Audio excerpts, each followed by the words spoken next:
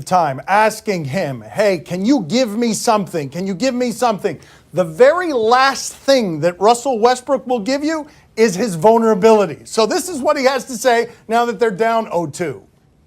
I got to play better. And tonight, the loss, I'm going to take full responsibility of tonight because the way I played was unacceptable, and I'm going to be better. So I'm not worried one bit. My job is to make sure I continue to come out and, will and lead our guys and make sure we have a chance to win the game. Russell Westbrook, by volume, is one of the worst long-distance shooters that we have ever seen in the sport. He's playing against Damian Lillard, who was going crazy yesterday as if he wants his star turn to be right now as he knocks out Westbrook and Paul George. And Paul George clearly isn't right physically. That said, we'll probably come back and talk about this Game 5 tied 2-2. Yeah, I don't know. I don't know about this because if you look at Oklahoma City, this was a team during the regular season, one of the worst free throw shooting teams.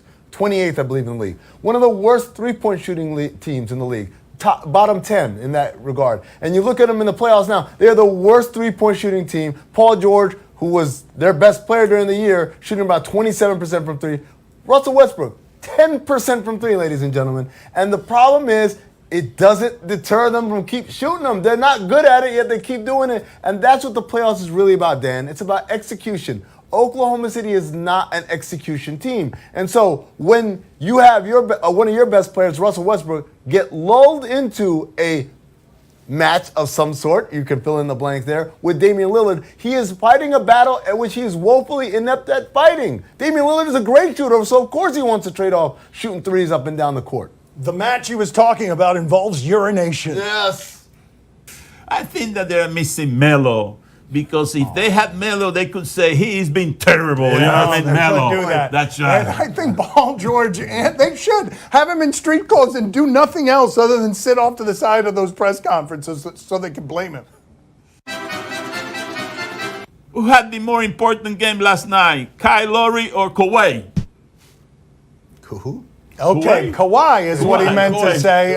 Kyle Lowry, of course, is as bad a postseason player as we have seen. When you just look at what he is during the regular season, and then you see 0 points in Game 1. Tim Legler was talking on the radio today how sometimes if you're Kyle Lowry, you just have to fake confidence at every turn and keep taking shots because some of them are going to end up going in. And last night he got a reprieve. But I don't know how anybody can trust him on the road given what his failures have been the last few years. Yeah, Dan, it's one thing to not play well, not shoot well. It's another thing to look unaggressive out there, look very passive. And that's the big thing in Game 1. Kyle Lowry was extremely passive. How passive, you say? He took 7 shots, 6 of them were three-pointers. So he took 1 shot in the paint. He didn't take it till the third quarter. They ran only about 8 picks for him last night. That's according to our good friends at Second Spectrum. And so when you compare and contrast Game 1 to Game 2, you see that they ran 20 picks for him. He took 13 shots, 6 of 8 in the paint. He was aggressive. It's not so much that he made shots, although that helps as well. It's that he actually looked like he wanted to take them. He scored more than 0? Yes. Kyle. Kyle. Kyle. Kyle. Kyle. Kyle. Kyle. Kyle. Kyle. Kyle.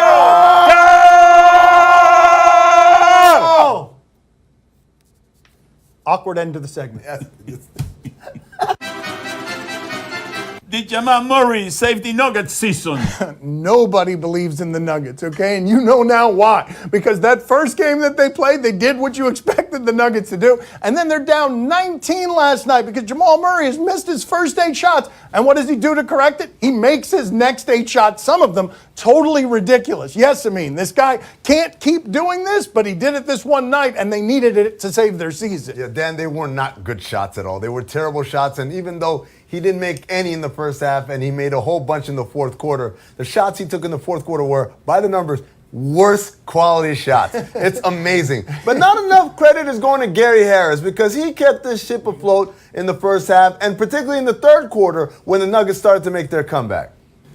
Come on, man. Jamal Murray, he made the ones that he had to make when That's he had right. to make That's them. right. He's a closer. Yes, he would That's close what they that need, game. With his shot charts and telling you they're bad shots. When they go in, they're not bad shots. Yeah, not bad shots. Yeah, just good shots. You're a nerd. Really. Should the Lakers worry that hiring Ty Lue will give LeBron too much control? Seems a little late to start the worrying on that front. We've been watching like for 12 years, and you give him a lot of control and you have a lot of success, and then at the very end it gets contaminated. Not like at the beginning. But Ty Lue should be an administrative assistant to the only valuable piece the Lakers still have. You can make fun of him all you want. Him not making the playoffs this year got more coverage than anyone else making the playoffs this year. He is the center of that Lakers economy. You do whatever you can over the next 3 years to please him because you have tied yourself to, whether it's an anchor or a kite, you have tied yourself to this experiment. You give this dude everything he wants. Yeah, you don't sign LeBron James for him to sit quietly in the corner. You sign LeBron James because you are signing up for the LeBron James experience. But Dan, I got to take umbrage for you calling Ty Lue an administrative assistant. I think one of the things that he brings to the table that a lot of other coaches don't is a level of mutual respect between him and LeBron. Meaning what? When I talked to David Griffin, my former boss, who was also formerly the Cavs GM, he said the one thing that Ty Lue had was he could call LeBron out on his BS and let him know, hey man, you're full of it right now. You got to come over to this side. And part of being LeBron's head coach means you got to be able to push back and you got to be able to handle the pushback that'll come from him. And Ty Lue does both of those things very well. Well, you say that he does them well, but the pushback from him was at least in part why Ty Lue stepped away from Cleveland altogether, because he was dealing with issues of the pressure of the job on top of whatever else he was dealing with. LeBron James will ravage you if you're a man in charge, especially if you're telling him things that he does not want to hear. I never said it was easy or healthy for you. Well, I know a coach that will stand up to LeBron. Who's that? LeVar Ball. Oh, that's a good point. That's right. How that's is that right, a good that's- point? I mean, LeVar? he would stand up to LeBron. That's what I'm saying. Okay, he would just stand up and then he would fall down and stand back up. And let him know he's better than him. Could you see David Griffin convincing the unibrow to stay in New Orleans? Okay, you may have heard in the previous segment, if you were with us, Amin name dropped David Griffin and gave you some information that he has worked with the man and admires him. So maybe this is his account right here. I mean, David Griffin, is he possibly the guy who keeps Anthony Davis there? My initial reaction is no, but if there were anyone on this planet who could talk Anthony Davis into staying, it's David Griffin, for a couple of reasons. You got to think about one, Anthony Davis wants to leave because New Orleans didn't have much of a direction, much of a vision. That's changed. That's all Griff is a guy who brings direction and vision to an organization. Number two, when you look at this roster, he can make things happen with it. You ask me how. They didn't have cap space in 2014 when the Cavs learned that LeBron James might be interested. David Griffin made that happen overnight. And then when that roster wasn't good enough, he went out and got Iman Shumpert and J.R. Smith. And then the year after that, when that roster wasn't good enough, he went out and got Kyle Korver and Channing Frye. And so he has a history of making deals to rapidly improve his team. But most importantly, he's got a relationship with the agent for Anthony Davis, Rich Paul, for having worked with him for years, obviously dealing with LeBron. Okay, that's something that just happened on the worldwide leader in sports, 4:30 Eastern on ESPN. Amin Elhassan said he had all the world to choose from on where Anthony Davis would play next year. And if he was trying to talk him into it, David Griffin is the person he put at the top of the list to keep Anthony Davis there. Except here's the problem. Anthony Davis has made it pretty clear and messy that he doesn't want to be there. He spent all of last season, instead of playing, telling us again and again that that's not where he wants to be. There are too many links here between the Rich Pauls and the Anthony Davises and the Lakers. This is already far gone, and it's a foregone conclusion. He ain't going back there. There is no circumstance. David Griffin, he hired you? Yeah. I wouldn't trust him. I wouldn't trust him either, right? I wouldn't. You guys hired me. Freelance. Freelance. Break glass in case of emergency. Is that right? Should Tampa Bay Lightning fans accept this apology? This is crazy. The best regular season team in hockey not only just lost very quickly, as quickly as you possibly can, to the worst team still in the playoff. So of course they should apologize to everybody involved, because this is a historic collapse. But look at what they do here. We do not have any words, and we know you don't want to hear them. We understand your anger, your frustration, your sadness, everything you're feeling. We get it. This isn't the ending we imagined, and certainly not the one we wanted. Thank you for being there the entire way. That was someone heartbroken writing that on behalf of all Tampa Bay fans and just apologizing on behalf of a group of people who, in Florida, have tried so hard to make hockey work. They have a place there where it finally works, and they get eliminated in the fastest way possible. There's so many layers to this. Number one, if this happened in the NBA, everybody would be losing their mind. Imagine the Warriors got swept in the first By round. the Pistons! Exactly, right? But then the other thing is this really an apology? They never say sorry or we messed up. They dance around it really well, talking about we know we don't have any words and you don't want to hear them, right? It's So here's some more words. Yeah, Here's some more words you don't want to hear. Everything about it is just avoiding actually talking about what happened and just really just throwing words out there. Look, man, all you needed to do, poop emoji. You know, they can tell people that they won the Stanley Cup.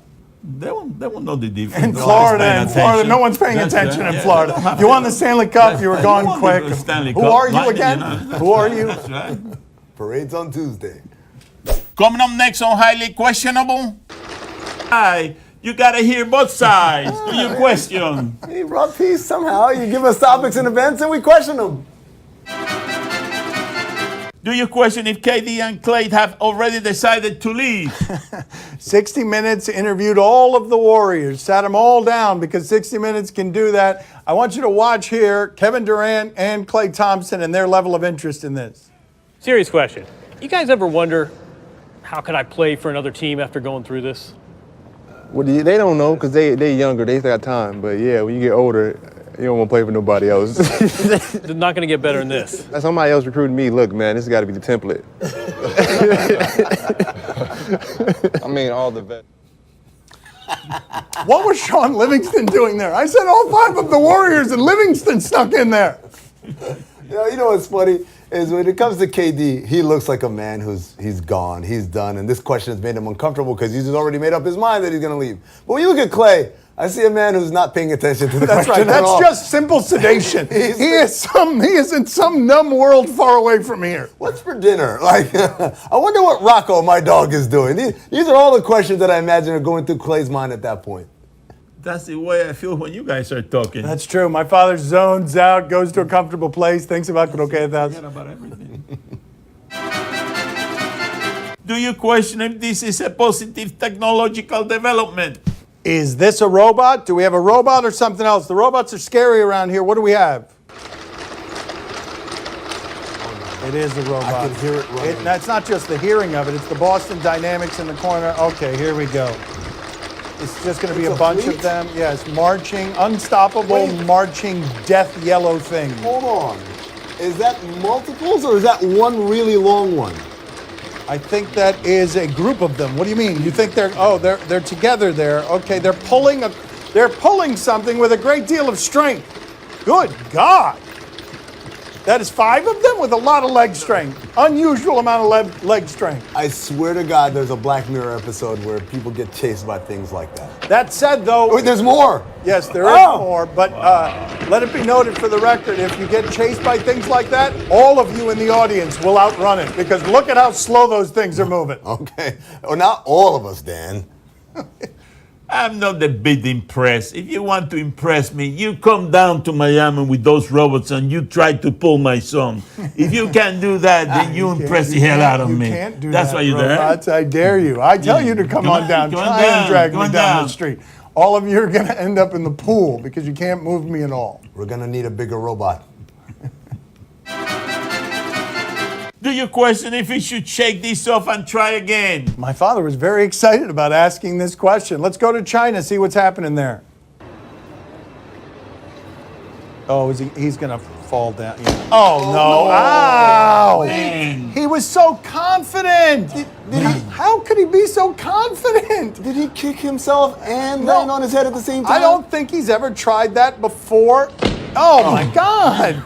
You can't have tried that before. Where is that as a place to try that for the first time? That's on some street corner. He put his cell phone down on the floor and got the camera to tape him trying this thing on a street corner.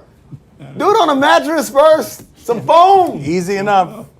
I have seen worse backflips. Yes, a backflip montage. All right. Do the show. There we go. Oh, no. Ah. Thinking. Yeah. Oh, I remember this guy. Yeah, this, I oh. remember this guy. Yeah. Yeah. Ah. Oh, wow. Way to play it off, though. That wasn't bad. You're right, Bobby. Oh. Again with this. This Oh, one's he knocked himself out Yes, at the birthday party. It's begun to disturb me. The amount of times that we have played that last one, it's disturbing. Markets down, but overall a steady day on the market with indexes trending upwards this afternoon. Grant?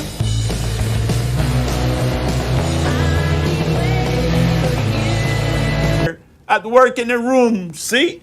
Oh, no. You should see him finger gun his way to glory in any room. You tell us what to watch on TV tonight. We tell you if we're intrigued. Tonight on NBA TV, Game 2, Pistons at Bucks. Poppy, are you excited to watch some Giannis Antetokounmpo? Are you ready? I'm always ready. It didn't seem like it. It seemed a little bit indifferent, didn't it? Let's check in with Giannis last game. Threes to begin the third quarter. It has been incredible. Yeah. Here he One comes dribble. again. Oh, take off on the free throw line. Wait a minute. What? One dribble. What? One dribble? Raining down Take on off the on the free throw Pistons. line. Done. God, Yeah. man. You see where he How are you took off? supposed to stop that? Amin, are you intrigued? Oddly enough, really Dan, is no. a freak. I don't want to watch this Physically, that slaughter. guy. And by the way, anytime they put your playoff game on NBA TV, that's how you know you're the game that nobody wants to watch. Poppy, are you intrigued? Oh, see, I'm very intrigued. Are you kidding me? Everybody's writing the Pistons off. I got news for you, buddy. They got Andre the Giant and Mr. October. You know, these guys are going to carry the load from now on. Andre the Giant is going to show the freak Rick or the Greek freak that, you know, he's the real deal. You know what I mean? He's going to have his hand full, this Greek guy. I had nothing really. Andrew the Giant. Tonight on TNT, Game 2, Jazz at Rockets. Poppy, who is your favorite Hispanic basketball player? Ricky Rubio. That's right. He's got an answer for the James Harden step back. What do we have? Series to begin, the 5-4 matchup. There he is. Aggressive defense from half court. Oh, you're not. yeah. You ain't going to step back on me, James. There will be no step back because I will be in the back of your shorts. Yeah. How are you going to step back if I'm in the back of your shorts? I love how long it takes James Harden to realize, wait a second. He's taking away the step back, meaning the step forward is there. Amin, are you intrigued? I am intrigued. I want to see where this strategy takes him.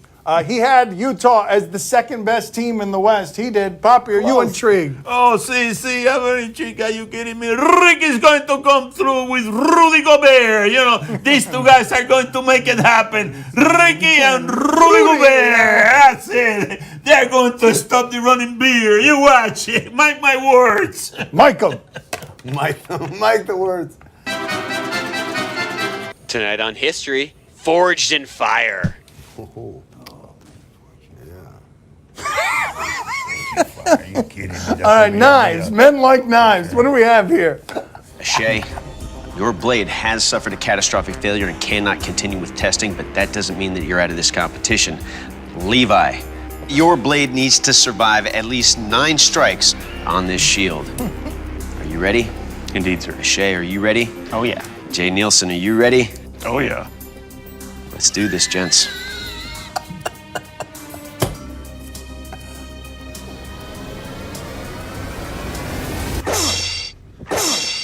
What?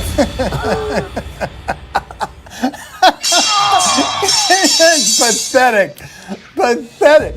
Do you know how hard it is to be that pathetic? The most pathetic guy on that set? And old Levi's out there with that mustache? You know how hard it is? Amin, are you intrigued? I am intrigued. I want to know if he spent more time on his mustache than he did on his blade. Poppy, are you intrigued? Oh, see, I'm very intrigued. I think that the guy with the mustache has her in the wrong